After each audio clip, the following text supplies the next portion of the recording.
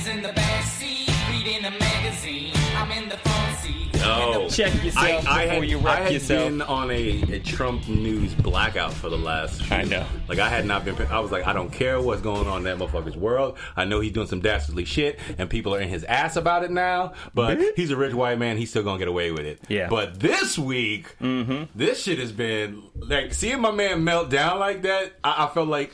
The minute he left that room, he went and like broke something in the White House. Just like so smashed. It's so pleasant to watch. It is right. That's that German shot. Was it Schadenfreude? Only the Germans can come up with a word for like enjoying someone else's pain. So it's not even pain. It's just him not being in control and not getting what he wants is so pleasant to watch. You know, ask him a question. That's a Finnish president. He's like, "Are you talking to me?" I thought he was gonna do the De Niro's speech from Taxi Driver for a hot second. Are you talking to me? It really did. I mean, he really sounded just like that. To me? I was like, which would have been funny because De Niro hates Trump so much. Yo, your man was melting down on TV, bro. What if Trump was like, yeah, that's what I'm going to, in his mind, I'm going to do the De Niro Taxi Driver impression. But then he realized after he said the first line, he's like, shit, De Niro hates me. Fuck. No, I think he said the first line and just didn't remember the rest of it. Oh. It's amazing. It's amazing. You got your headphones this time. I did. Nice. I remember to bring it because I like listening to the dulcet. Like I said, dulcet sounds of my own voice. It sounds better when you have headphones. You sound better. I'm sorry. I don't mean. I'm just... Not that last episode's that bad. I actually listened to last episode. Yeah, it was fine. okay. I could just tell that you were further back. And at one point, at one point, I remember going past the mic. I was like this. You're like this, trying to get closer to me, which I understand that too. No, stop it. You're like, hey, behave yourself. Hey, baby. Stop. Hey, baby, what's going on? Yes. No mas. No mas. Go ahead. That was a great inhalation, bro. You got to use that shit. You filled the cage, and the instrument was filled, and then you didn't do nothing with it. What happened? You know, sometimes I know we need better mics because when I'm editing, I have to like chop out certain parts, but I can hear us inhale to say like the next thing, but I have to cut it. Or so you chop out all our inhalations? No, not all of them. Not that. But like if I'm cutting between one segment into another segment, but there's an inhale in between, sometimes you'll hear you finishing a thing and me going. And then, like, it cuts to, like, sound cue. I feel like you're the only one who would notice that sort of thing. Yeah, because I'm the only one editing. Right. Oh, yeah, right. Right. Right. Which, you know what? I want to say welcome. For what? Let's say welcome to the podcast. Oh. Being that this is our 40th week. Oh, yeah. Week welcome. 40. Week 40. We're 40, I guess I got to record now. Okay, so we're recording. Podcast starts here. Have you actually not hit record yet? No, it has been recorded. Fucking kill you. It's been recording in 3 minutes. If you want the outtakes of me and Rob just talking crap before we're ready to actually record. That shit would probably be fucking funny. Patreon.com/whatweinto. Throw us a buck. I'm your host, Lauren Style. Welcome to What We Into. Well done. Plugging it right at the top. Yeah, right at the top. Well done. Smart moves. Money moves right there. Smart moves. Just money moves. Speaking right of money. Less than lazy hoeing is what I say that is. Jonathan Bodell sends us money for tickets to go see Joker coming up next week. No shit, yo! Yeah. Just cash. We'll take cash. That's hard currency. Yo, Bo, that's a good look. Jonathan, Bo, that's a good look. He wrote me a handwritten letter. Get the fuck out of here. Yeah. No, you didn't. Yeah. You know, for real? When's the last time you wrote a handwritten letter to anybody? My handwriting is like, my hand gets tired after 2 sentences. I'm a typer. But you're a writer. Yeah, but I type on the computer. Oh, no shit. Yeah. I mean. But what about your first play? You hand wrote that one, right? No, typed on the computer. Oh, shit. Because I took typing lessons in college, so I can type like 50 to 60 words a minute. That class actually worked for you? Oh, yeah. I must have just like fucked off in that class because I took it a few different times. I took it in high school and I took it in college, and I still type like shit. I just had a memory that has been just stored away for 20 years. Sounds like trauma. We had is it trauma? No, sort of. Is it trauma? We had the typewriting class. See how excited I got? Ooh, is it trauma? That's trauma. We had a typewriting class in high school, but then my parents also bought for our personal computer. I think it was like a Gateway. What was the one with like the cowl? Yeah, the Gateway. Yeah, that was like the first like mass-produced home computer. Yeah, I think it was a Gateway. And they had a Mario typing program. Get the fuck out of here. And Mario the whole time would speak to you in a terribly racist accent? Italian accent. It's a Mario! You hit that wrong space button. Exactly like that. You skipped the comma. Exactly. I can do it for ages. Exactly. Okie-dokie. Let's do the next lesson. Hey, are you ready to Mario size? Okie dokie. You do just like Mario, okay? Is it wrong for me to really love that voice? I mean, With the Italian or the Mario voice? the Mario voice. No, which 'cause is it's a cultural. It's an Italian voice. Is it an Italian voice, or is It's it like one of those a things- stereotype? Is it the Sopranos of voices? Yeah, kind of. But for Mario, but it's like when they took Speedy Gonzales off of cartoons, and a whole bunch of Mexicans wrote in. And were like, Why bring did back you do Speedy. That? Yeah, bring back and his homeboy Slowpoke. What's his name? Slowpoke something or other. Remember there was a Fast Mouse. There was Speedy Gonzales, and then he had his homeboy who was like Slowpoke Rodriguez or something. Yes, let's just say. I'm almost positive it's something like that, bro. Rodriguez. I like Google it. I'm almost positive he had his like it was Speedy Gonzales and his homeboy like Slowpoke Rodriguez or something like that. Yeah. So I think it's one of those strange cultural things where you're just like, yeah, we know it's offensive, but you know what? It's also still ours. Not that Mario is ours. It's offensive, but I like it. Typed the wrong thing. Now go back and do it again. You only did 33 words a minute. You Let's see if suck. we can do better. Exactly. It was exactly Oh my that. god. So yeah, so if you That's can awesome. type like 50 words a minute, I'm like sitting here handwriting, like a sentence a minute. Like my brain's is adjusted to moving faster than that, So you're like you can think as fast as you can type. Yeah. Wow. I never got them to catch up. I can think faster than I can type. By the way. Not with like any real endurance, but if I'm on like a hot little thread, if I'm like writing some really good dialogue, I can get the general basis out and then come go out back and clean it up. and clean it up. Yeah, for sure. Cool. For sure. Yeah. So this is what we into. I'm your boy Rob Karma Robinson. I'm Lawrence Dial. This is our third intro. Yeah, for the third podcast. one. We're 6 minutes, 7 minutes in. Now? Yeah. This is our weekly Right at the top. news, Right at number the top. 40. Channel 4 News at 6 o'clock. 40 weeks, man. Yeah. That's we're how many? 52 weeks in a year. Yeah, we're close. We're close. We're close to our 1 year anniversary. Close to finally being done What with do you- this terrible experiment. Is this the paper anniversary? What do you get a motherfucker for their 1 year? For one? Yeah. I don't remember. What's nothing. the anniversary gift for? It's like one? rice paper. You just like give it to him and it dissolves. Oh my god! I apologize. Holy shit! For your first year anniversary, you're supposed to take the cake out of the freezer. But you keep cake Yeah. from the wedding? Yeah, you're supposed to keep a piece of wedding cake and put it in the freezer. That's tradition. And that's Weddings tradition. are so fucking stupid. Freeze. I'm sorry, they're so fucking dumb. What? I think we still have ours. Like no Really? joke. Yeah, yeah. You have We wedding didn't cake eat in it after the year. We weren't stupid. We're like we're gonna eat this. Well, why keep it in the fucking first place? I don't know. Maybe we threw it out. I can't remember. But people do that. It's just a tradition. You keep a piece of the cake just so you can thaw it out a year later? And eat it. Yeah. That's some dumb shit. Yeah. Fucking weddings are dumb. But we get our cake from Venero's. So it's like a strawberry angel food kind of cake. So we can just go to Venero's and get I was strawberry gonna angel say, food. why not just go get the same cake again? Venero's is an institution. It's been there for 20 years. I'm 30, 40 years. I don't know, man. I should probably walk that statement back. Weddings are stupid. I've only been to a handful, literally like 2 in my Dear entire Rob, life. weddings are not stupid. Yeah, that'll be like the first comment. No, weddings in are weeks. actually marriage. They're a lot of fun. Marriage might be stupid. Weddings are great. Weddings are great. I've been to 2, and they were both amazing. They're basically parties for you to sell. Like it's a giant party for you to be like, I'm going to spend the rest of my life with someone. Yay! Yay! And I'm like, Or okay, not. cool. I think just couples should have weddings. Yeah. That don't Me necessarily too. hold them to like dating Me too. forever. Like It's you just don't. Yeah, hey, exactly. We're together. And We're together. We're better let's together. have a party about it. Yes. Yeah, I agree. I think And we're paying for all your booze. yes, definitely. So people show up. I think if you find someone that you like for a month, you should throw a party. Yes. You Do should the throw a 1 fucking month. party. Like, yeah. Like that should be like, hey, we're together. Come party with us. It may not be forever, but it might be. Then you'll know if you can't plan a party together. yeah. Then I it think it's a doesn't good work out. litmus test for the future. At the end of it, you're just like, if this isn't going to work out, we got everybody drunk. If you don't like cheddar cubes of cheese, then we're done. We're done. We're fucking over. Thanks for all your help. If you don't like quinoa dip, is that a thing? I don't know. Quinoa dip. Yeah, sure. Sure. I'm sure it is. Yeah, Sure, oh my somewhere there's some God, quinoa it's dip. So dumb.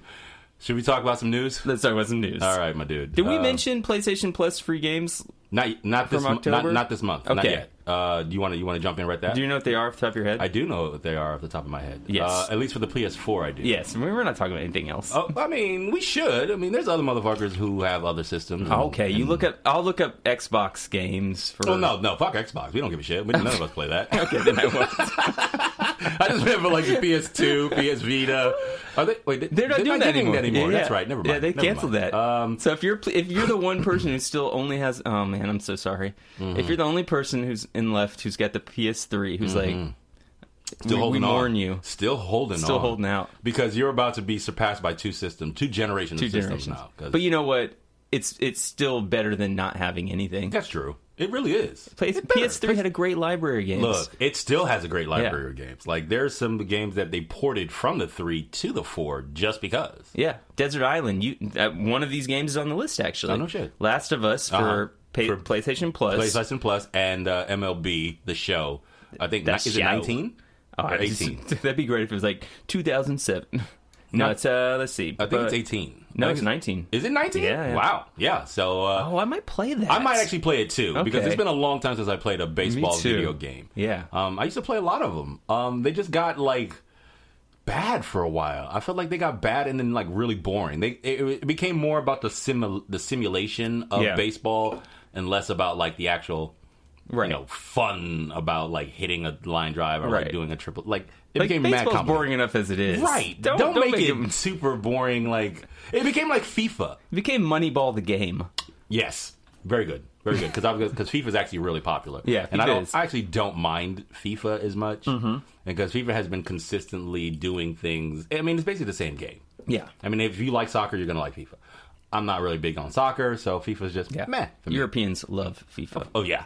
I They mean, love it. I think it's one of the best selling games in the world. Yeah, it's the reason why EA can do fuck up basically consistently and screw over Star Jesus Wars. Christ. This humongous expensive IPA. Fuck, man, I was talking to a buddy of mine. I was talking to one of my nerd buddies at work, and I was like, "Bro, are you excited about Fallen Order?"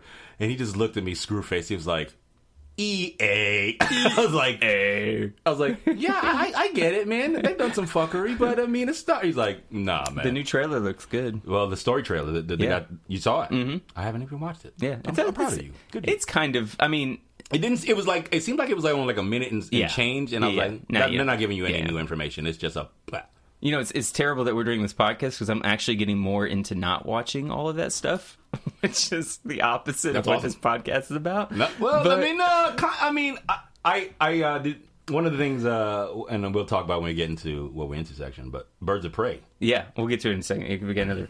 But so The Last of Us is also a PlayStation Plus game. If you haven't played it, if you're a PlayStation 4 owner and you haven't played it, kill yourself. Yeah, this is the remastered version. That's actually when I went and bought my PlayStation 4. Yeah. I got The Last of Us bundle. Yeah. So it came with my PlayStation. Oh, speaking to my brother, he sent me in his handwritten letter that he was playing Horizon Zero Dawn, was asking for a recommendation of another game. Ooh, and if you have not played Last of Us, Bo, if you haven't, bro, go ahead and do that. I mean, the first 10 minutes alone, you'll be like, yes. Maybe one of my top 3 favorite games of all time. I was just going there. I was like, it's one of the best games of all time. Yeah. Like, it like having played it, and I think I said it like when it happened. I was like, this game has rewrote the benchmark for how you tell stories in games. Yeah.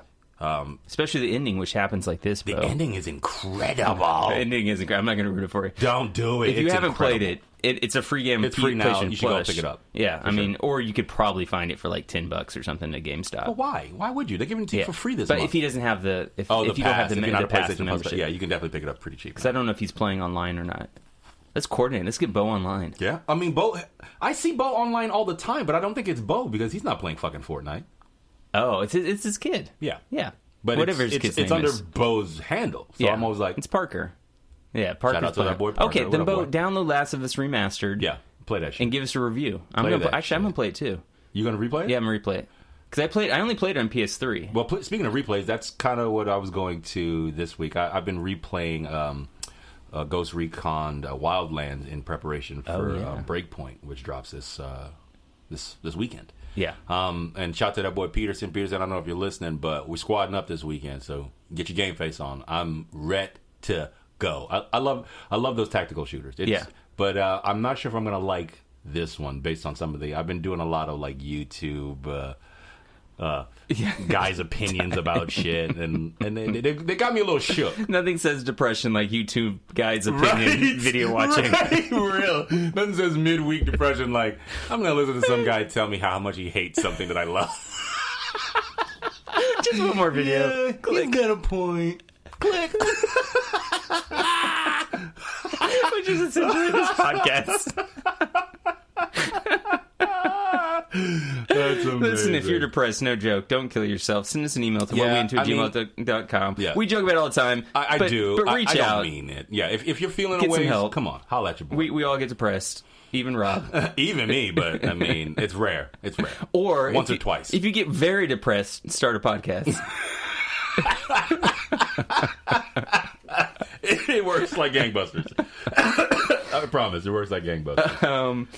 I was going to save this for what we into, but I'll talk about it now because we're talking about video games. I've been playing Division 2. Oh, man. Okay. And? I just need to know... Do you like it? What's the deal? I don't understand it. Well, I mean, if you're talking about the story, forget about it. Okay. Because you kind of need to have played the first one to kind of get I'm not even talking about the story. I'm talking about what is the draw?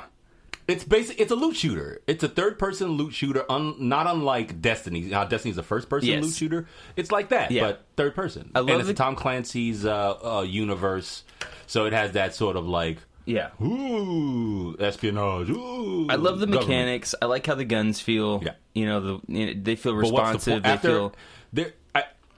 This is what I'll say about all of Tom Clancy's properties. They definitely shine better when you're playing with a squad. Yes, okay. If it's just you running around in the world, there's going to be a ceiling that you hit as far as like how entertained you can be by it. Because the world is so big and there's so many elaborate ways to acquire loot that you really only can get there with other people. Okay. Like there's some things that are locked behind a wall that a single person can't do by themselves. I'm nowhere near any of that. I'm like on mission 2. No, nor I don't think I don't think that game is really only going to appeal to you in the same way, like, you know how like you got really into Overwatch? Yes. But that was a competitive kind of thing. It only really shines when you add multiple people to it, because you will get like. That's how I got into Wildlands. Wildlands, it's fun by itself. It's fine by itself. And that's what you're doing. This Ghost Recon Wildlands. You're playing with squads, right? Well, not right now. I'm just going back through the campaign by myself, kind of just just to refamiliarize myself with the mechanics of like ordering a squad, because you play as a 4-man squad and you control one guy, and then there's 3 other guys that are just AIs, right? But you can use them tactically as you're moving through the environments and stuff like that. But when you're not doing, solo shit, you can have multiple people on the squad. You can have, 3 other dudes with you, or 2 dudes or me and Bo, yeah, got it. And so it really picks up and it really shows its ass when you're playing with other people. See, I'm waiting for this game to show its ass. If you're playing by yourself, you're not going to do it. You should definitely try squatting up with other folks. Right. There was a matchmaking thing. Anywhere. You can matchmake just about anything. Yeah. And that you probably haven't even done like, there's Dark Zone, which is all like, it's basically like the multiplayer. Right. Anything in the Dark Zone, it's going to be NPCs, but mostly you're interacting with other cats. So you're talking right now, immediately I'm thinking I'm just going to not play this game and play Last of Us Remastered. I don't even know why I bother. I don't even know why I fucking bother with you. Part of me is like, okay, cool, get into that. But part of me is like, oh, it sounds like a lot. It really does sound like a lot. But like, I'm actually surprised that you brought. I honestly didn't think you play. I was like, oh, this motherfucker's gonna shelve this the minute I give it to him. But I'm glad you did. I'll tell you what I have not done. I have not matchmaked. I have not done any matchmaking with anybody else. So I'm gonna try that and see how that feels. Right. And then, depending on how that feels, try tackling some of the more, harder missions.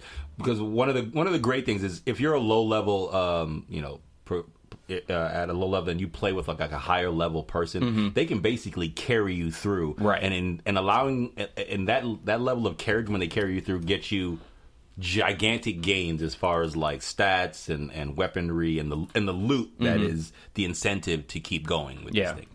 Curious social question. These games are becoming more and more real. And they're more and more like guys with guns running around with squads. Right. Does it feel like, in a way, like some sort of like training for military. Dude, it's all of it's always been. I mean, they fly drones with PlayStation controllers. Yeah, they should, because I would be so good at that. They do. You could easily show me the mechanics of that. I'm telling you, that's what they use. Like, the U.S. government uses PlayStation controllers to fly drones. They are Bluetooth connected. Yeah, like you could basically take a PlayStation controller, connect it to a PC, connect to anything that has a Bluetooth connection. Yeah. Yeah, bro. Since the inception of, I feel like, the first person shooter, we've all been programmed to pick. Like, I mean, I'm from Texas, so I've shot a few guns or whatever. But I feel like if you've never picked up a gun in your life, but you played a series of first person shooters, not only would you recognize, the guns that someone was like, here's an AR-15, right. Put the clip in and chamber around. You'd be Right. like, well, I've seen this enough times in a video game. Clap. Yeah. Crack. Yeah. And now you can point and shoot. You know what I'm saying? Like Yeah. We've been basically trained since forever. I've never shot an AR-15. It's awesome. I've shot shotguns. I've shot handguns. Handguns, same. I think people should shoot guns just to know what that's like and the devastation that can do. Yeah. I absolutely agree. And it's interesting because what's interesting is that I grew up in the 80s in Bed-Stuy, and it was like Beirut. It was like a war zone. So there was guns everywhere, there was violence everywhere, but I had never seen or held or touched a gun ever. And then we moved to Texas, and almost instantly I moved to Texas. I was witnessing my first gun. Right, like you got off the plane, they're like, here you go. They were like, yep. And here's your horse. Like, your 10-gallon hat. Where's my bag? Don't worry about that. You got to go get it. Here's a gun. No, but like it's just so ingrained in the culture, I think, in the South especially, that guns are in the house. Guns are a part of how you live. So like growing up in Houston was a very eye-opening experience for me, as being able to be responsible around guns, right. and sort of respecting them in that way. But yeah, because I think the reality is that guns exist in this country. Yeah, by a lot. It'd be to me, like if someone said, if you have a wish and you could erase all the guns except for, even take the police, take their guns away, take criminals' guns away, I'd be like, yeah, sure, done. Fuck yeah. But the fact is they do exist, and some knowledge of guns, I think, is important to culture. I agree. Because I think there are kids out there that are like playing these games, these highly realistic tactical first person shooters, right. that have never fired a gun in their lives, that a lot of don't maybe have an understanding of what that actually could do to a human person. Especially a game like Division 2, where you can pump like 20 rounds a lot of the into enemies somebody. a lot of the enemies in Division are like bullet sponges. Yes. So like you have to. It's almost like in the way that Monster Hunter is a game where you have to kind down a big bad and then like whittle its health down. Right. It's almost they're boss battles like that. Yes. You know what I'm saying? And that's what attracts me to the game, actually, because it kind of has these RPG elements to it, which I like. I think that's cool. I am still looking kind of for that first-person shooter game that has more of a realistic depiction of what bullet damage does to people. Because even I don't honestly, I don't know if I want that in my video game. Yeah. I don't know if I want something that is supposed to be an escape, right? In a lot of ways, or fun to me to be informative in that way. Yeah, I think what I mean by that though is that like when you get shot, that's it. That's it. You know what I mean? If you get shot in the leg with like a high-powered machine gun, right? That's it. You're probably either dead or you're not crawling. The leg, it depends. It depends sure. Because if it misses a lot of the vital parts of if it misses the femoral artery in your leg, you'd probably survive that. You walk with a limp, maybe, depending on if it for the rest bone, of your life, right? Or if it. It depends. Like you can get shot in a lot of places that. Especially if it's like limbs that you will survive. Yeah. If it doesn't hit any arteries or anything like that. I got this hip thing going on for the piriformis thing. If I shot you in the hip right now, you'd survive it. I would survive, but I'm not going to be walking. I can barely walk with a strained muscle. You'd walk, but you'd have a limp. You'd be limping. I mean, immediately after you shooting me. Oh, yeah, no. Yeah. That's what video games are for. Yes. Okay, good. Well, one of the new mechanics in speaking of that, one of the new mechanics in Breakpoint is that when you take limb damage, it affects how your guy responds. Like if you're fighting and you get shot in the leg in Breakpoint, you have to address that leg, or you won't be able to run right. real right. Your balance aim's is off. Your aim's off. Like Interesting. it affects the way you perform. Okay, that's what I'm talking about. Yeah. I'm not saying I want like a bloody, gory game that shows like, because that's I'm okay with not having might be that. right up your alley. Yeah. I'm kind of wary about it because what it feels like to me is that Ubisoft, the developer of the Tom Clancy games, all of them, all of the different ones, it seems like they're taking all the best parts they're taking like the loot parts of like Division and adding it to Break. It seems like they're amalgamating a bunch of different things that they know work well from other games that they've made into this game, and I'm sort of interested to see if all those things like how are they going to coalesce? How are they going to come to, like, if you get because there's an RPG element to it, like you kill enemies and you pick up weapons, and some weapons have better stats than others. In the way like Borderlands just dropped, it's in that way. Like in Borderlands, the guns are where it's about. That's a cartoony kind of first person shooter video game, yeah. Which I like that too. It's a different thing. I liked Borderlands, but I had no interest in picking up this new one. Yeah, it didn't appeal to me, and like those games are great, but I don't know. Maybe it's just me like maturing as a gamer and just kind of like moving out of the phase of like these over the top shooters and shooting things to death. I like the tactical nature of a game where like here's your obstacle with these elements, and here how you get about it with a sniper and quiet, all the different aspects of like war games, but not a war game. Essentially, you have strategy. You have chess, but done in a different fashion. Yes. And that's always why I like those tactical RPGs like Final Fantasy Tactics. Yes, because it took a different level of thought and combined RPGs This is why I think I fucked with you. You brought me into the tactical. Like I didn't get tactical RPGs until like knowing you, because you were the only person I knew who was playing them with any consistency and frequency, and I was like, I respected you, and so I was like interested in what you were into. Throw a drink in my face. Yeah. What is this? Something different? But like I started to play tactical RPGs because of you, and having done that, I was like, oh, these are like chess. These are like 3D model chess games. I fucking love these. Right. Excuse me.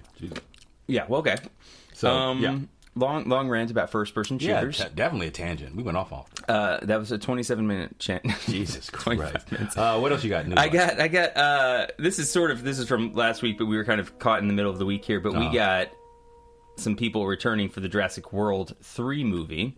I heard they're bringing back the original cast. Yeah. Like Goldblum, girl, I forget her name, and not Sam Elliott. Laura Dern. And Sam Neill. Sam Neill, thank you. Yeah. All returning to the franchise to reprise their roles as Dr. Ian Malcolm, Dr. Ellie Sattler, I hope with and this, Dr. Alan Grant. I hope with this is sort of a bookend. I hope this is the end of this franchise. I hope we don't see any more dinosaur movies like this. What are we talking about? Of course you're going to. No, I feel like they should just bury this. Just bury it. Done with dinosaurs. Yeah, I'm just done with them. No way. I'm done. No way. I'm done. There's people in charge of the Jurassic franchise that are like, this is as big as Star Wars. This is gonna go on for our kids' as long as like society stands and is sturdy. They'll be like Marvel, Star Wars, dinosaurs, and it's always gonna be linked to that first Jurassic Park. Okay, it's gonna happen. Oh, okay, but the first 2 Jurassic Worlds. Ugh.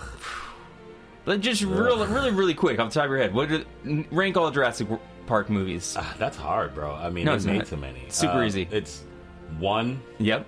2, 3. 2, 3. Yes. And then the rest. World 1 and World 2. I don't. Yeah, and then the rest of them. That's it. I mean, they literally just got worse as they went chronologically. I mean, you could argue that maybe Jurassic World is better than Jurassic Park 3. Maybe because they brought Sam Neill back, and I love Taya Leone, and William H was in it. I agree. So William H, man. I liked Jurassic World 3. Like There's a moment where he's riding like a pterodactyl through some things. I was like, that's absurd and amazing, and hell yes. Yeah. So, all right, Jurassic World 3. Jurassic Park 3. You get a pass, but all the rest of them are trash. I know the screenwriter for Jurassic World 3, Do you? or one of them. I think they had a couple dudes, but I know this guy, and he comes in, and he's Is he cool? yeah, he's cool. Do you pop shit with him? You're like, hey. I've Jurassic definitely World 3, mentioned Jurassic World 3 or What'd he Jurassic say? Park 3, but I haven't. I mean, I would love to sit down and have numerous talks with him about Jurassic World 3. Yo, invite him on the podcast, I should. dude. Yeah, I should. He's also the writer of that movie. His name's Jim. He's the writer of that movie with Matt Damon, Downsizing. Did you see that? I did not. It kind of came out at the height Recently? of the Me Too movement. It was recent. Yeah. I think I did. Is it with Matt Damon wearing a mustache? Does he have a mustache? I think so. Yeah. Or maybe that's The Informants. You're thinking The Informants. Oh. Yeah, this is after that. Whatever. And anyways, Jim's a great dude. Jurassic World. Just for that, I'll put Jurassic Park 3 over both the Jurassic World movies. By a lot, bro. Yeah. By a lot. There's just too much irreconcilable. Is that the Yeah. word? Irreconcilable? Yeah, sure. It's you fucking asshole. Yeah, sure. What am I saying? You're the writer. I'm going to ask you about words. Irreconcilable differences, sure. It's one of these things where there's just too many irreconcilable things in Jurassic World 1 and 2 that I'm just like, no, and no. Which, and I don't know. I don't know if you got to it this week, but you suggested that movie In the Shadow of the Moon. Yeah. And I ended up watching it. Yeah, good. And no. No. No! No. That's the good thing about watching things at home is you can just yell, no! Because I kind of accidentally figured it out in the first 10 minutes, Oh, and then I really? was kind of mad the rest of the movie because I was like, this whole plot could have been sewed up if she'd have been like, well, we'll get to it in our next episode. I was like, what? And then what? No, just no. So Jeff Goldblum was in Jurassic World 2. Jurassic Park 2. Jurassic World 2. Oh, was it? Yeah, he has one Oh, moment. right. He had yeah. that testimony in front of the, yeah. He's right. it's like, Life will find a way. life will find a way. Life will find a way. I warned you I all. was like, fucking If you keep Goldblum. screwing up again, I'm going to have to come back for the third movie. He's like, I'm fresh off that Marvel money. I like Jurassic Park 2 with Jeff Goldblum. I think that Did movie's... you? Yeah, I do. I didn't. And Not I World like, Park. I know because Jurassic Park 2 has what's her face in it. I love her. She won the Oscar. She was in the Lebowski. Redhead. What is her name? Yeah, her. I love her. I love her, but I can't remember her name. I don't what is her name? I don't want to think about it either. I'm just saying, I Jesus. refuse. But that actress, I love that movie because of those two actors. Goldblum and this actress who I can't remember. And the fact that Goldblum had a black daughter in it that they didn't even try to explain. I were think just that's like, fucking they were perfect. like, well, so he has a black daughter, and yeah. that's Fucking it. perfect. That's how That's it.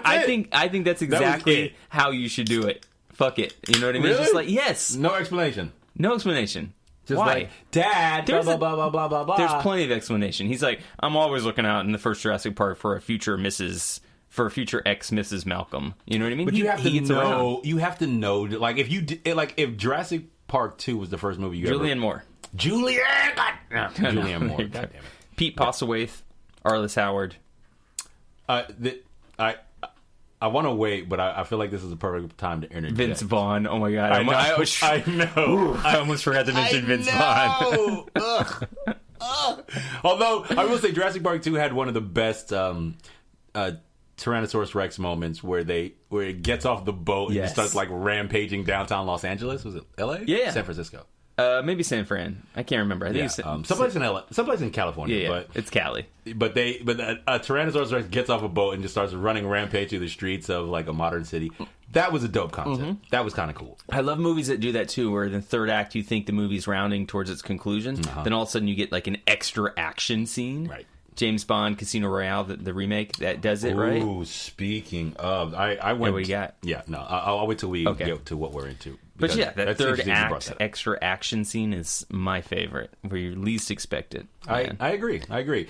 Jurassic, like the first three Jurassic Parks I feel like they all stand up. They all hold up as far as like movies. I was when they gave us a third Jurassic Park, I was like, good bookend. Yeah. They brought Sam Neill back, and I thought, great.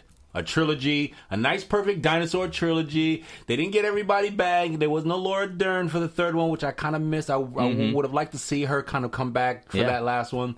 But I was like, great, we're done. And then they announced Jurassic World, and I was like, okay. And I was cautiously optimistic, and then I saw it, and I was like, Why don't you understand how to write a good movie? God, sometimes just leave some shit alone. Yeah. Let it be dead and buried. Just let it lie. Make some new shit up. I don't have any problem with them continually like figuring out how to put dinosaurs into movies. Okay. You know what I mean? That's fine. That's fine. I get it. I'm with that. I get it. We're at the cultural place where we're like, yeah, we can make dinosaurs from DNA if we really wanted to. I think humans could probably do that now in reality. So that's okay. I'm okay with that. Just make the story good. Just make it better. Just make it functional. Right. I mean, especially when you're talking about science fiction. The science has to be there. Yeah. The science part has to be there. And that's why In the Shadow of the Moon fell down for me. Right. The science was not there. It was like... It almost felt like magic. They had... Wait, so like every 9 years the moon does this thing Just wait. Okay. Jurassic World 3, June 11th, 2021. So we got a good long time to be sick of dinosaurs. Thank you, Jesus. Do you want Star Wars, Keanu Reeves, Samuel L. Jackson, Tom Holland, Trump, or I Black think I Widow want to talk about the Spider-Man coming back to the MCU in less than a month. Yes. Whoa, surprise. And honestly, I don't think this was as big a deal as everyone had made. I think what happened is negotiations got leaked, and then everybody had to save face in the public. Yep. So it got amped and amped and amped and amped. Because at the end of the day, like, Disney ended up getting almost exactly what they wanted. Yeah. 25% of... Oh, you have actual facts on. I just have you don't? No, I just have like Tom Holland helped Spider-Man truce come to fruition. No, Tom Holland ain't have shit to do with shit. I agree. He ain't had shit to do. He was just out in public showing his ass. Fuck all that. No, he got on the phone with somebody and was like, "Hey, we should make this happen." He ain't get on the phone with nobody and did nothing to do shit. No, shut the fuck up. Sit down. Kill yourself, Tom. No, hell up. No, Sony and Disney were in negotiation. Negotiations somehow got leaked. It got blown out of proportion. Everybody had to save face, and it was just a meandering circle of, look, this is what we'll give you. So basically, like, initially they were only getting like 5% of like the opening gross or something like that. Yeah, something like that. Yeah. Because I think it was all about opening grosses. It wasn't like over like a projected amount of time or anything. So the new deal is like they get 25% of like this opening gross. Disney does. Plus they still retain the rights to merchandising. Right. And there was like one other clause that they put 25% of the film's budget. Right. Yeah. That was the other thing. That they upfront throw up a quarter of the money to make the films. Yeah. So like this was like, I don't know why I don't know. I think this is just this era we live in where everything has to be fucking news, even if it's not fucking news. No, it's ridiculous. You know what I'm saying? Including that, which we will not support by totally talking about it. I'll do that shit. I'll do it. You know I pop shit. You know that's kind of my I idle at just popping shit regularly. That's where I'm at. So it's not only about Tom Holland being, Spider-Man in the upcoming MCU, but it's also about becoming a part of Sony's. Right. So, well, this is what's great about it, because I think one of these higher-ups had a comment where basically like the character of Spider-Man is the only character that can exist between multiverses. Right. Which is a cute little play to words, because we had like Spider-Man into the Spider-Verse, and the next basically Doctor Strange 2 is dealing with multiversality. We don't know what the story is, but it's possible that Spider-Man could appear, the next experience that he might happen before a third Spider-Man movie is Doctor Strange into, I think it's called Doctor Strange Madness in the Multiverse or something like this. Yeah, that's what I was just looking up.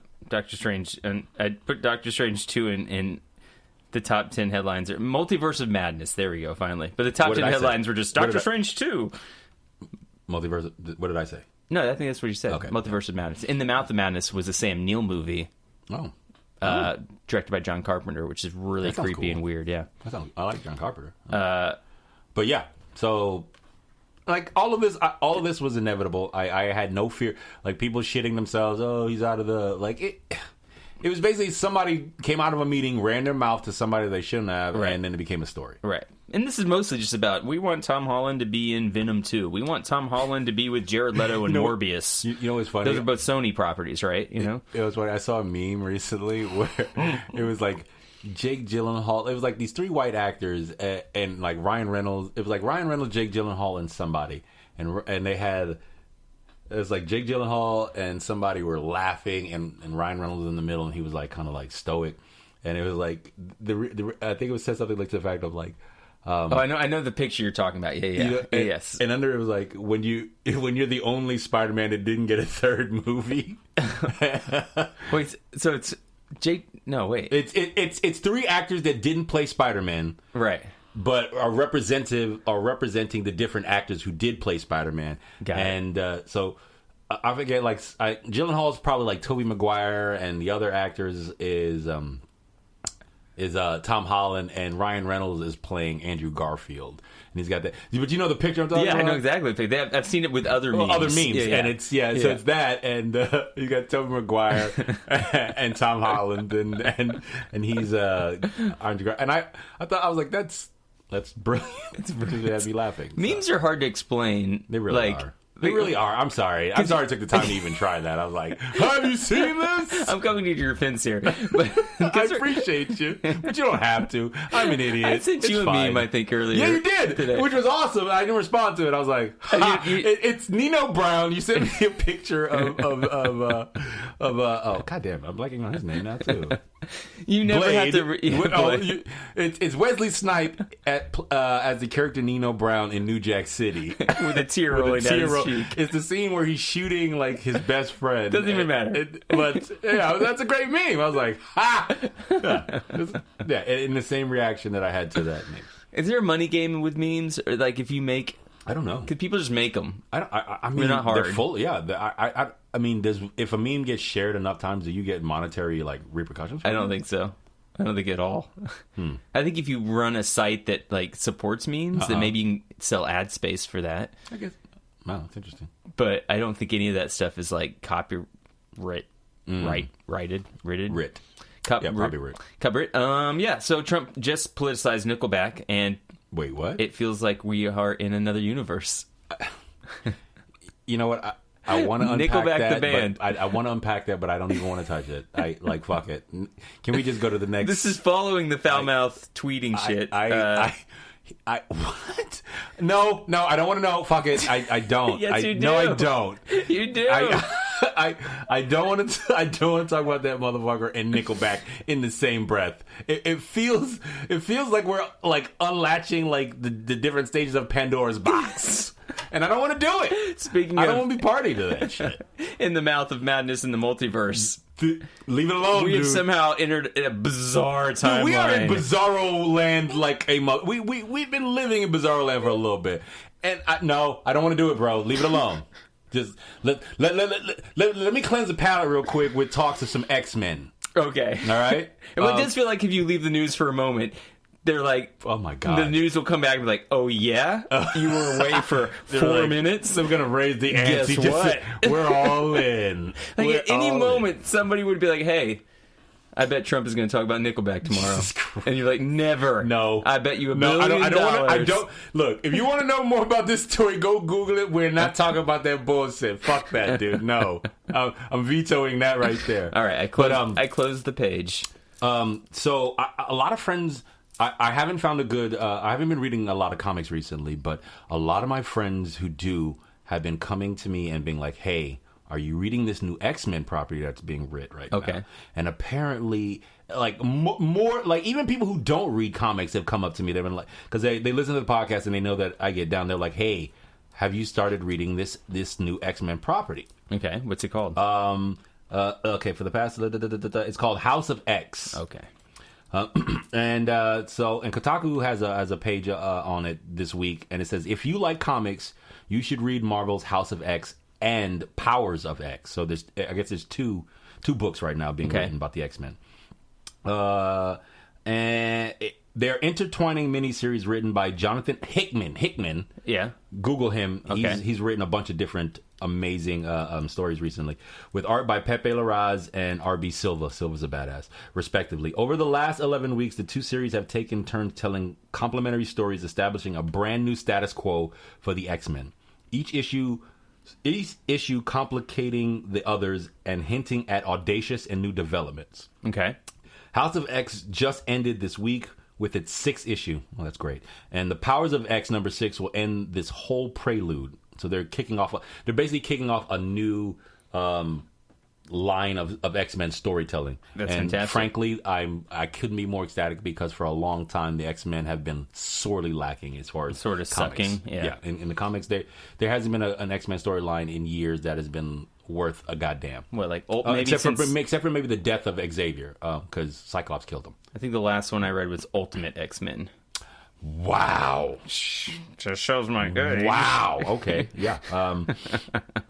Well, this is good. You know why I like this is that like some new X-Men stories and some new attention surrounding the X-Men when we know not in this phase but coming up in the next Marvel phase, that they're phase gonna 5, be doing. right? And that where we're at. Yep. Phase No. 5. Yeah. I think we're in phase 4 now? Yeah, we're leading into phase 4 right now. We just ended phase 3. We're leading into phase 4. After that, in phase 5, so roughly in about 5 to 6 years, we'll start getting X-Men movies from Marvel, and they could pull from these stories if these stories are good. And that's awesome. It sounds like they have been, and I just haven't found a way to read them yet. But that's going to be one of the things that I think I charge next week is try to find access to it. What else you got? If you had the option of having Samuel Jackson in your house at all times, You talking about the Alexa thing? Yeah. Yeah, it's dope. I think it's dope, but what I think it's a ploy to get motherfuckers to put Alexa in their house, knowing that shit is a listening device and all the fuckery that goes on with Google, right? And their technology. Right. I think it's just a calming way to get in your house, and I'm actually sort of like amiss that Sam would okay that. Yeah, well, I think That's there was where like I'm this. at. I think they were like okay. They wrote down one number and said, "There you go," and he said, "Hell yeah, motherfucker! I'll take that." Yeah, exactly. I don't think he's conflicted. So to unpack this for my parents in case they missed it, so, dude, anybody who fixed he used to have a gap in his teeth the way I have a gap in my teeth. He fixed it. Boo. Anybody who takes that money and fixes something like that in them. Fuck you, Sam. It's You're like dead to me, bro. I'm kidding. Okay, well, real quick, because I want to go back to the teeth thing, but hold on, real quick. You go back to the teeth thing? What are you, a goddamn orthodontist now? If this is Samuel Jackson's new voice for Alexa, so basically you can say, "Hey, Samuel Jackson, where is blah blah blah?" I thought you would just go Alexa and it would be Samuel L. Jackson. Maybe it'd be better if it was, "Hey, Sam." Whoa, bit different. Now, what do you think? It starts to feel kind of like I don't know. Now it's uncomfortable to me because if I have to Samuel L. Jackson. Hey, if I had to order Samuel Jackson around, I feel like it should be kind of the opposite. Get your white guilt out of this. Fuck you and your white guilt. Kill yourself. No, it ain't about you. It ain't about you. Samuel Jackson, please tell me where this place is in New York. And he's like, this place is... motherfucker, look up. You got a phone in your pocket? Like, it would be... that would be more like... the only way that this would be entertaining for me is if it had the sensibilities of Samuel L. Jackson. I don't want to hear like directions in Samuel L. Jackson's voice. Fuck that. I want Samuel L. Jackson to be like, "Fuck you, motherfucker. Look it up yourself." Because it's gonna be like, there are 4 options, and he's just gonna be like, there are 4 options on how to get to. It's not gonna be like the that. Met. He's not gonna be Samuel L. Jackson. Exactly. He's gonna So he's gonna be like a robotic. Yeah, I saw the story and I was like, in my mind I was like, I wonder what the number was. That's what I thought. I was like, I wonder what the number was for him to be like, yeah, you can use my voice. Yeah, big, a lot. Had to be. When it first arrived from Amazon, I didn't know what it was. Is it for me? It's for everyone. It's called Amazon Echo. How's it going? I'm just finishing up right now. Is it on? Oh, it's always on. Can it hear me right now? Nope. It only hears you when you use the wake word we chose. Alexa. Hello? Hello? Well, what does it do? Alexa, what do you do? Well, I'm a mushroom cloud laying motherfucker. I'm Superfly TNT. I'm the Guns of the Navarone. Awesome. Alexa, play rock music. Shit, Negro. That's all you had to say.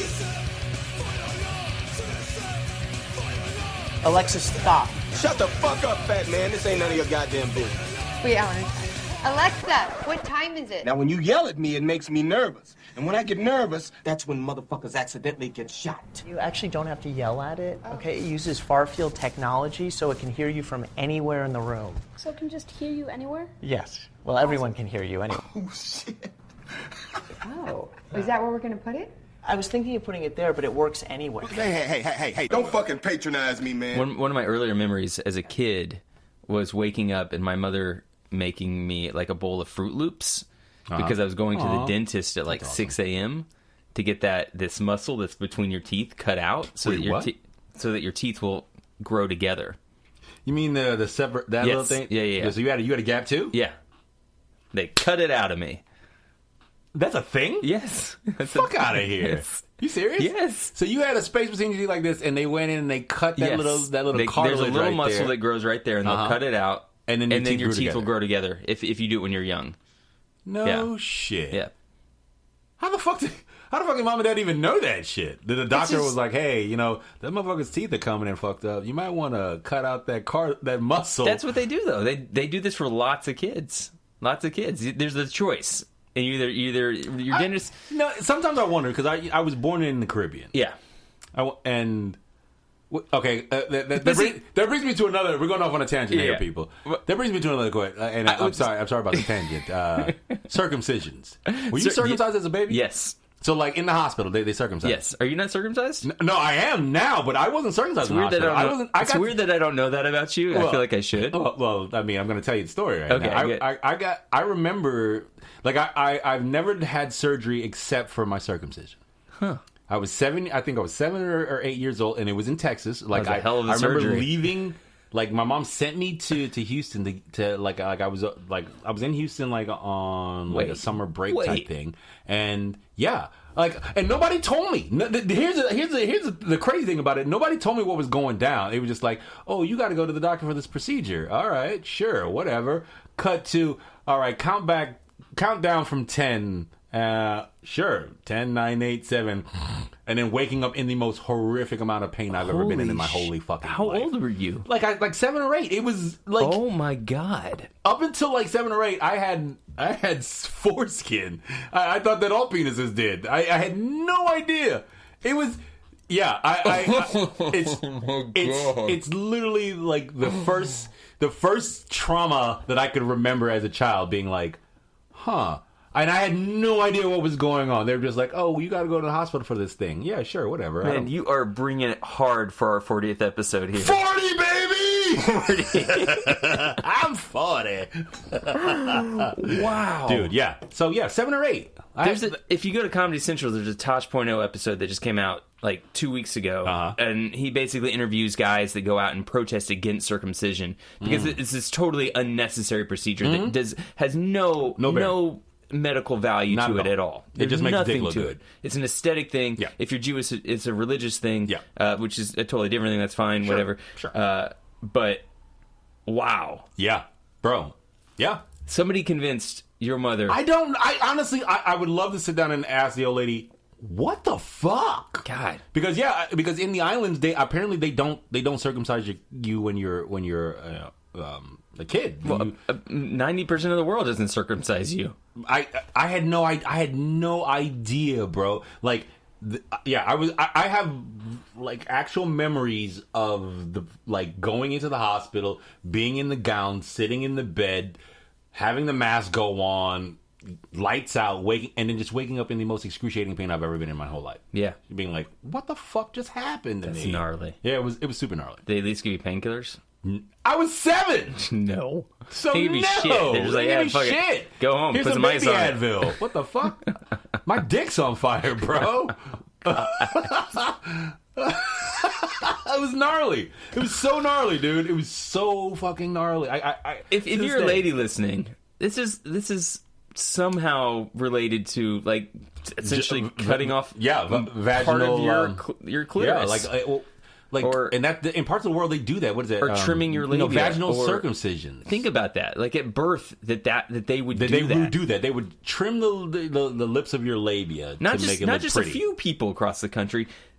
Like the entire country. The entire country does this to men. I for no reason. I had no idea. I don't know. I'm definitely gonna put it to the old lady, probably on her deathbed. I'm gonna be like, listen, lady. Why did you do it, Mom? Why did you do it? Shh. I need to know. Enjoy this pillow. At the hole in the pillow, inches from. When you have kids and you don't know what the sex is, oh my god! One of the things they ask you is like, "Are you? But then I got. Are we gonna circumcise him well, if he's a boy?" What you know now, if you had like, if one of the girls hadn't been a girl, if you had a boy, would you have circumcised him? No. Well, what's Laurel feel about it? I kind of don't care. So no, you would have put your finger like, baby. I would have 100% like put my foot down on that. Yeah, that would have been a deal breaker. That would have been is that a deal breaker? Not a deal breaker, but it would have been a big rift if she. I think she would. I think she's on the side of not circumcising it. I think she doesn't give a shit. But you know what I mean. I would have 100% put my foot down. And the argument is like, well, what if? Well, what is the what does the other side argue that the benefits are? Well, besides the health benefits, which have been scientifically proven do not exist. No, that's bullshit. One of the other like moral arguments is, well, don't you want your son to look like you, or your son when he sees you to feel like he's the same? What? And I'm like. What? I'm not waving my dick in my son's face. Exactly. What the fuck are you talking about? I walk around naked all the time, but at the same time, I can easily explain that. Yeah, you know? Like I mean, even why does that even matter? Like, oh, mine. That's dumb. That's a. And if that's what they're using as like a basis in science to be like, you should do this, fucking stupid. Kill yourself. I don't even want to know if my brother circumcised his son. Oh shit! He probably did. Well, I mean, no judgment if you did. But like, do they have to ask you now, right? They have to ask. Oh yeah, you. yeah, they ask you, yeah. And then it's on the parents to be like, yay or nay. Yeah. But I remember being relieved. I just thought they just did it. I didn't know that they had to get. Yeah, I guess they do have to get permission from somebody to mutilate your fucking newborn. Of course. But I remember being relieved when I had girls and being like, okay, that's a decision I don't have to make. That's completely off my plate. Yeah. Interesting. Holy shit. Yeah. Oh. God. All right, let's talk about something else. I'm looking just right at the page of the Samuel Jackson Alexa thing, and there's an ad for the new Mr. Robot final season. Yeah, it's all over this isn't really news. Subways. It's all over the subways. But the tagline is "Goodbye, friend," and I can't help but take it personally every time I see it. It's in the subways. It's on my computer. Please explain. It's literally Rami Malek saying to me, "Goodbye, friend. Goodbye, friend. I'm in the done. stratosphere, motherfucker. You're never gonna catch me. I'm so famous. Yeah, you're never coming down." I look at that and I look at that and I take it as like it's grease for my wheels. I'm like, oh yeah, motherfucker. Oh yeah. Oh, I'm coming. I'm coming back. You gonna see me? This ain't checkers. This is chess. This is chess. This is a long game. This ain't a sprint. It's a marathon, motherfucker. And yeah, you up there. But I'm gonna catch you, motherfucker. Yeah. Oh, and it's perfect because like the way that they have him in the posters, he has this like side eye. So I'm like looking at him, but he's looking down, and I'm looking at him just mean mugging. I'm like, oh, I'm gonna get you, Rami. I'm gonna get you. I'm gonna get coming. You. Watch your back, player. Because I might be bringing a bunch of motherfuckers with me. Yeah. Hey, y'all! Party over here! The last time I saw him, don't get me wrong, he looked great, but he looked my age and your age. He looked almost 40? Yeah, almost 40. Yeah. Whereas a lot of these ads and a lot of make movies him look like he's in his 20s. Yeah, I know. That was the first thing I said. I was like, damn. I was like, man, Rami, you look like you haven't aged at all. But I know that's not the case. That's not the case. I know. And I saw him, and I was like, oh, good. And I was like, you look a little bit older. And he was like, oh, Larry. And I was like, no, I don't mean it bad. I just mean like you look like a normal person. You look bro. like the way you should look for the age that you are, motherfucker. He was like hurt. He's like, oh. He's like, damn. He was like hurt. Luke. You wouldn't say that to Luke Perry, would you? I was like, well, he's a corpse. Luke Perry looked old as shit in Once Upon a Time in Hollywood. He looked old. Well, he was, and he was. People are old. What's her face? Old. What's the actress from Top Gun? who plays Maverick's love interest. Kelly. Yeah. Is it Kelly McGillis? Is that right? That sounds right. Whatever. Anyways, they you saw her recently and you're like, ooh. No, she had a comment. I don't know if they asked her to come back for it or they didn't ask her, and her explanation was, "No, I'm old and I'm fat, and I don't want that kind of like shit on me." Oh. You know, I have a good life, and a good relationship with my body, and I want to keep that. I don't want to go back into that limelight and be forced to sort of constrain herself to that unattainable bullshit Hollywood aspect of what beauty is. Yeah, it's going to come up with my Ad Astra review here in the next episode about Brad Pitt. Right. But like unless somebody's in the popular culture, year after year after year, we don't really see them age, and then just to suddenly see them 30 years later, it's shocking. First. One of the reasons I wanted to go and see, I had been talking about Hustlers so much these last because Lizzo is in the movie, and her sister. I know her sister from Houston. Like she's from Houston. She went to my high school.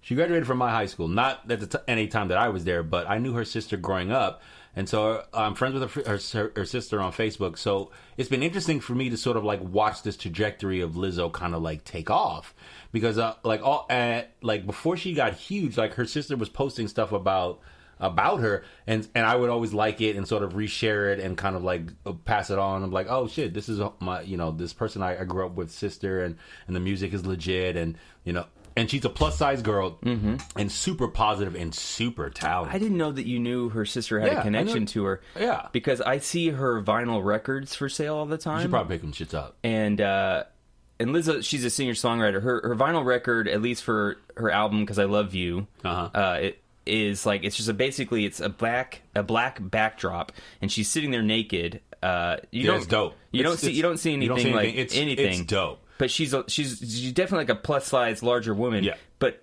100% gorgeous, 110% gorgeous, and I didn't know anything about what the music sounded like, and I thought I want to buy that album because shit just for the cover. Yeah, not even because it's like a representation of larger bodies, just because it's beautiful. I mean, she's gorgeous on this cover, dude. And what she has done in like I said, the trajectory. Like she only really came into the zeitgeist of my knowledge in like last year. I was like, Vanessa's sister makes music. Oh, for sure. I'll definitely like anybody from my part of Houston. I'm always gonna shout out. Beyonce is from my part of Houston. Beyonce is from my part of Houston. So anybody from my part of Houston, I'm always gonna be like, you pause there. Like I was gonna have a bigger reaction to Beyonce. No, I like Beyonce. I'm just stating because we're. Like, you and I are the same age group of Beyonce. Right. Oh, okay. Gotcha. Like we were all like going to school at the same time. Like, what has she done compared to what we got? You know what I'm saying? So anybody from my part of Houston, I'm always going to rep them and show them out. My boy Mo Amir, he's a comedian. You should check him out. Okay. Mo, he's a stand-up comedian. Dave Chappelle put him on. Mo Amir. Shout out to that boy Mo. So anybody from my part of Houston, I'm always shouting out. So when she started to come on and like make music and do stuff, I was always like resharing it and shouting her out. And then this trajectory that she went on has been so amazing to me to sort of watch. Plus, she's an amazing artist. So her body positivity is something akin to next level because she's single-handedly kind of making it. Not I don't want to say making it okay because it's okay to be whatever size you are and that thing. But just the self-love that she sort of promotes for herself has given other motherfuckers impetus to be like, yeah, fuck you. I'm gonna be me. I'm gonna love, my road. So I get old girl being like, I'm old and I'm fat and that's not the line I want to toe in this Hollywood scene. Yeah. To not want to go back into that and face those things. Right. Because I get it. Like I just for me I'm always gonna look this good. I mean, I'm always gonna look this good. But it's not an effort that I put on because I want the fame and I want the glory. I want the what Rami has. It's just for me. That's just how I want to live my life. Yeah. So this is why I like our podcasts because it's called What We Into and it's literally about what we into. I was listening to a song coming on the train. And was deeply, deeply moved by it. It's by this guy who calls himself Blood Orange. The song is By Ourselves, and there's a sample. There's two samples in it. 3 samples. One by Charles Mingus, which is a piano song called "Myself When I Am Real." I fucking love this. And then there was another one by Ashley Hayes, who's kind of like a. You haven't heard her, but she is a kind of like a beat poet. What's the word I'm looking for? She's young. She goes to does stand up mics down at Nuyorican Poets Cafe, that kind of thing. You know? Yeah. And so she's of that avant-garde poet thing that Most Def and exactly and slam poetry. That's where I'm looking for. And so she has a Missy Elliott poem that she sings or that she recites during this song, or maybe he sampled that poem and put it into this song, along with the "Pass That Dutch" sample from Missy Elliott. What's it called? The song is called "By Ourselves."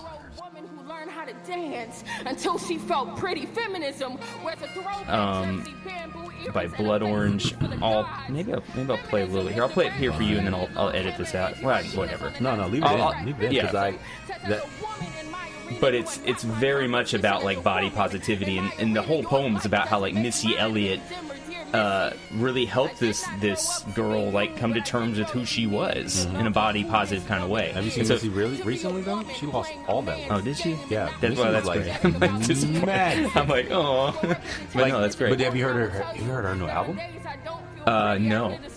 One of the things that this poet said, if you find the YouTube, the poem is so good, I found it on YouTube and listened to the whole thing, is that they acted like when she came out and did the Super Bowl show, everybody was like, who's this new artist? And fuck you, man, it's Missy Elliott. She's been there forever. New artist? Who said that shit? People were saying that shit? People were talking about it, on Instagram, Twitter, young people who didn't understand. Okay, well that makes sense. You know what I mean? Yeah, because she basically was the shit for a hot minute and then disappeared for a little bit. And when she came back, she wasn't what she looked like originally. She lost a ton of weight. She was thin as fuck, and she hadn't been making music for a while. So I could understand people being like, "Who the fuck is this new artist?" But I'm like, that's always how the younger generation they come in. They're like, "Well, who's this person?" But they're not new. They're just exactly. Yeah, who's this Bob Marley? And you're like, Bob Marley. Well, yeah. Stop it. Kill yourself. Stop it. Kill yourself. What else you got? Anything else? I got well, there's a bunch of new stuff with video games, but it doesn't matter. Blizzard's 3rd season is about to drop. 3rd season for what? Talk about Overwatch? Overwatch. Oh, Overwatch. And the developers of Overwatch have been wanting one of their characters to be in Super Smash Brothers for a while. So that's pretty cool. That's actually dope. I feel like they should let them do that. It wasn't Blizzard. I meant Apex Legends. Apex Legends. I was going to say, because Blizzard's far beyond season 3 of that. Yeah. That's so that's what I meant. I'm sorry about that. Let me see. Is there anything else worth? There's an article on my screen right now that says this week's Borderlands 3 event isn't worth the time. Mm-hmm. And mind you, Borderlands is not even a month old yet. Right. And this is a PVE, a public something event, in-game event where a bunch of players can do it simultaneously at the same time. So they're creating new events for people to play weekly for this game. Yes. So you go on, you turn on your PlayStation, it downloads automatically to the game that you're playing, and then you can choose to play it or not. Right. Yeah, got it. Right. And apparently it's not even worth it, and we're not even a month in. Yeah. And this is what I was saying about Borderlands Is that the draw of the game? Is that each week they're going to give you new content to play, or is the draw of the game? I don't think that's the draw. I think the draw of the game is the loot, the guns and the looting, and finding. Because I think Borderlands is one of those games that the more you play it, once you beat it, you go through it again, right? And it gets better on the playthroughs because you're stacking on levels that you've already done, and I don't know. And I guess if they're doing things like they're releasing these things weekly, these events weekly, and these different things, that the game, I think what they're planning on for the future is something not akin to No Man's Sky. Mm-hmm.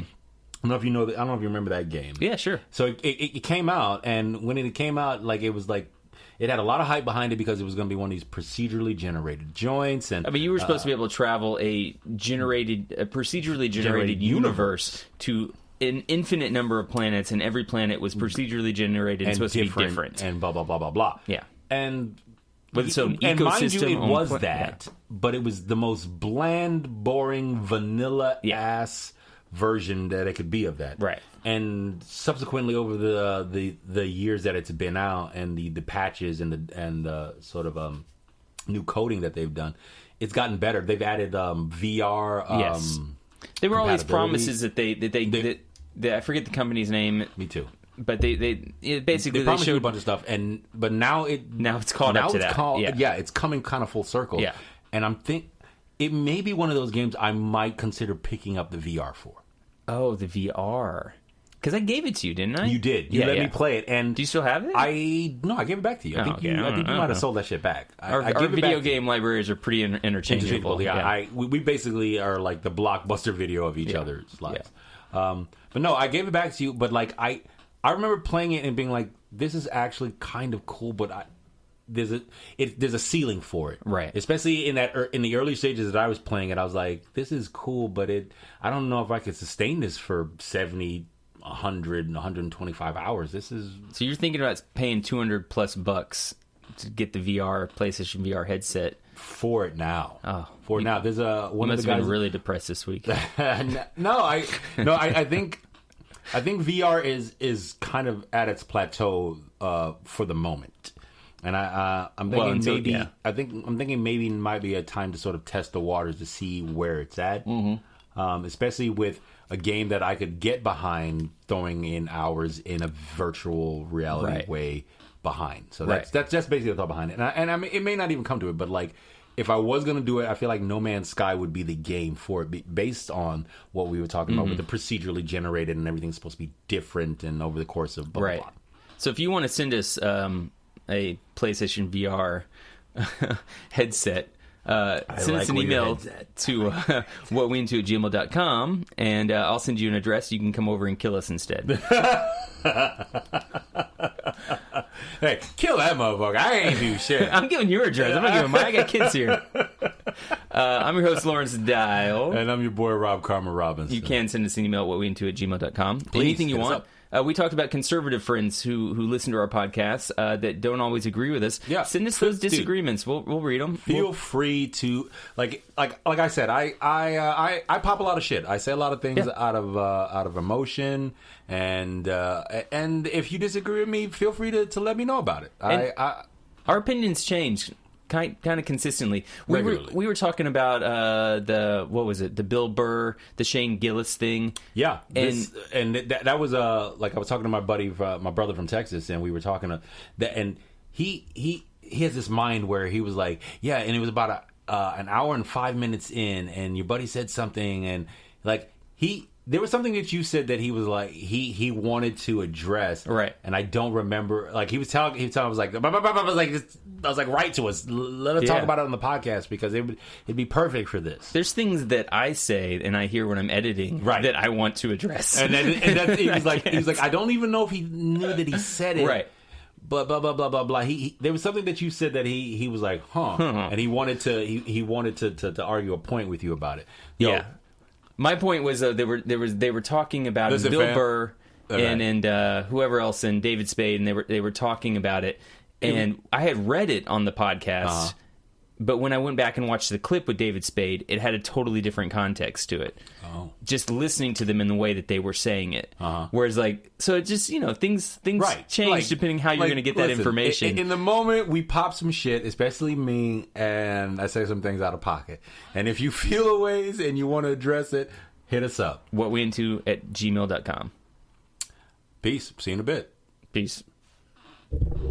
That was an abrupt ending. Yeah, no more things to plug. No later haters. Later haters. There you go. Thank you. Also, you can hit us up at patreon.com/whatweinto. Rob, what's your website? Do you remember? LawrenceDial.com. I guess we're done. Bye.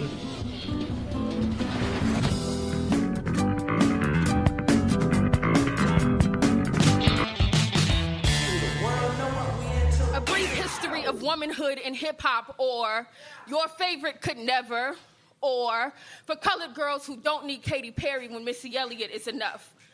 3rd grade, I'm in the hallway when I'm sure I shouldn't have been, and Corey White comes up to me and asks, yo, have you heard that new Missy Elliott track? I reply, who is Missy Elliott? At the time, my parents only let me listen to gospel in the smooth jazz station. But that day, I went home, ran upstairs to my room, closed the door, a cardinal sin in a black mother's house, and waited on TRL to come on. And then it happened.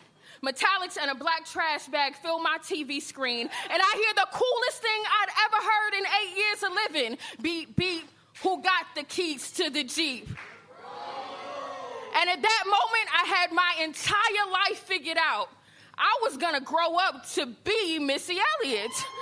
I spent the next 10 years of my life recording and rewinding videos to learn dance moves, passing that Dutch, getting my freak on, and trying to figure out what the hell she was saying and work it. There were so many artists I could have idolized at the time, but Missy was the only one who looked like me. It is because of Melissa Elliott that I believe that a fat black girl from Chicago could dance until she felt pretty, could be sexy and cool, could be a woman playing a man's game and not be apologetic about any of it. If you ask me what representation in the media is important, I will show you the tweet of a teenager asking who this new artist is Katy Perry brought out for the Super Bowl. I will show you my velour outfit and the matching Kango I begged my parents for. I will show you a 26-year-old woman who learned how to dance until she felt pretty. Feminism wears a throwback jersey, bamboo earrings, and a face beat for the gods. Feminism is the Brat, Missy Elliott, Lil' Kim, and Angie Martinez on the Not Tonight track. Feminism says, as a woman in my arena, you are not my competition. As a woman in my arena, your light doesn't make mine any dimmer. Dear Missy, I did not grow up to be you, but I did grow to be me and be in love with who this woman is. To be a woman playing a man's game and not be apologetic about any of it. If you ask me what representation is important, I will tell you that on days I don't feel pretty, I hear the sweet voice of Missy singing to me, pop that, jiggle that fat, and don't stop, get it till your clothes get wet. I will tell you that right now there are a million black girls just waiting to see someone who looks like them.